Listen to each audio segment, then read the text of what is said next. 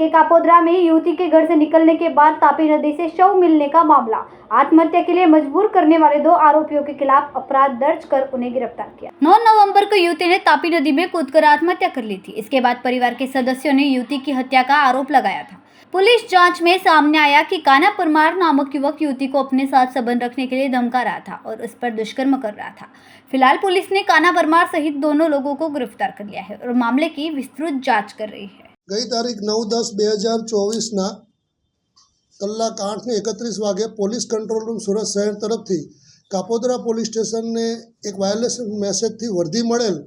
કે પીપી સવાણી હોસ્પિટલની પાછળ શીખ કુટુંબ મંદિર પાસે એક મહિલાની લાશ મળી આવેલ છે, જેથી પોલીસની ટીમ ત્યાં પહોંચી જઈ પ્રાથમિક તપાસ શરૂ કરી મહિલાની ઓળખ કરવામાં આવેલ, જે અનુસંધાને કાપોદ્રા પોલીસ સ્ટેશન ખાતે અકસ્માત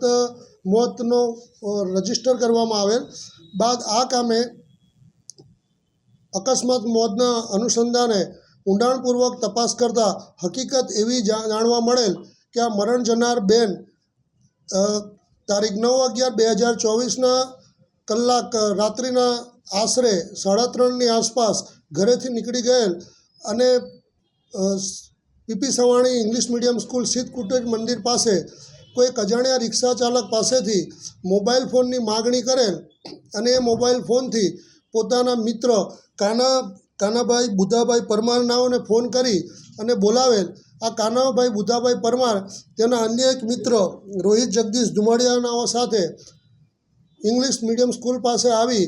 આ બેનને પોતાની સાથે લઈ જઈ અને ઉત્તરાયણ પોલીસ સ્ટેશન હદના મોટા વરાછા ખાતે આવેલ પનવેલ હોટલમાં લઈ ગયેલ અને ત્યાં આશરે 45 મિનિટથી લઈ 60 મિનિટ સુધી રોકાયેલ અને ત્યારબાદ આ મરણ જનાર બેનને પાછા એ ઇંગ્લિશ મીડિયમ સ્કૂલ પાસે મૂકી ગયેલ અને કોઈક કારણોસર બહેનને લાગી આવતા તેઓએ તાપી નદીમાં ઝંપલાવી પોતાનું મૃત્યુ નિપજાવેલ। આ ગુનાના કામે હકીકત એવી છે કે આ કાનાબુધા પરમારનાઓને આ બેન સાથે સંબંધ હોય અને તેને સંબંધ બાંધવા માટે અવારનવાર બળજબરી કરતા હોય અને લાલચ આપતા હોય અને ધમકી પણ આપતા હોય અને તે પોતે આરોપી પોતે પણ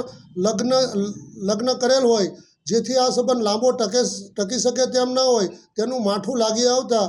આ મરણ જનાર બેને તાપી નદીમાં પોતાની જીવન ટૂંકાવી દીધેલ। આ અનુસંધાને કાપોદ્રા પોલીસ સ્ટેશનમાં ગુનો રજીસ્ટર કરવામાં આવેલ છે। આ ગુનાની તપાસ second point Shri M R Solanki સાહેબનાઓ કરી રહેલ છે અને ગુનો રજીસ્ટર થયાના ગણતરીના કલાકોમાં જ મુખ્ય આરોપી કાનોબુધા પરમાર તથા રોહિત જગદીશભાઈ ધુમાડિયાનાઓની અટકાયત કરવામાં આવેલ છે અને હાલ આરોપીઓ પોલીસ કસ્ટડીમાં છે। સાહેબ, જે આરોપી હતો તે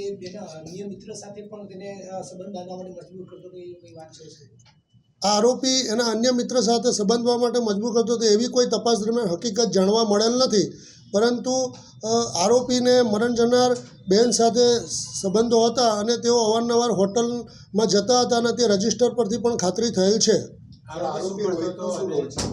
આરોપી પોતે આ હોટલની અંદર હાઉસકીપિંગ અને સફાઈ કામદાર તરીકેનું કામ કરતો હતો। આરોપી રોહિત જે છે એ કાનોબુધા પરમાર જે છે એના મિત્ર થાય છે અને જ્યારે આ લોકો હોટલમાં ગયા ત્યારે કાનોબુધા પરમાર અને મરણ જનાર બેન હોટલના રૂમમાં ગયા હતા અને રોહિત બહાર બેઠો હતો। સંવાદદાતા કૈલાશ કુમાવત, BHP ન્યૂઝ, સુરત।